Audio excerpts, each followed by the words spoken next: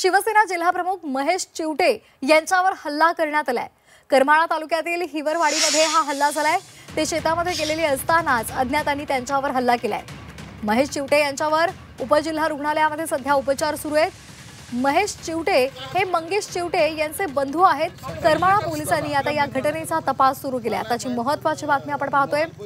शिवसेना जिल्हाप्रमुख महेश चिवटे यांच्यावर हल्ला करण्यात आलेला आहे।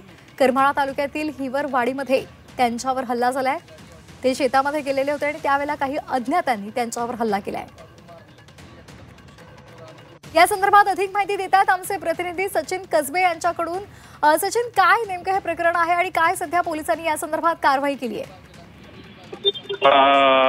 करमाळ्यामध्ये महेश चिवटे हे शिंदे शिवसेनेचे जिल्हा प्रमुख आहेत आणि आज सकाळी नेहमीप्रमाणे ते शेतात गेल्यानंतर एका व्यक्तीनं त्यांच्यावर हल्ला केलेला आहे। त्यांना लाथाबुक्क्याने मारहाण केल्याची घटना झालेली आहे आणि यानंतर पोलिसांनी तातडीने याची दखल घेतलेली। महेश चिवटे यांना उपचारासाठी दाखल करण्यात आलं होतं।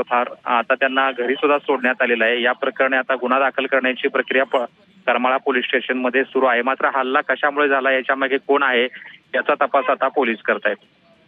अगदी धन्यवाद दिलेल्या माहितीसाठी। तर जिल्हाप्रमुख महेश चिवटे यांच्यावर हल्ला झालेला आहे। शेतामध्ये गेलेले असताना अज्ञातांनी त्यांच्यावर हल्ला केला।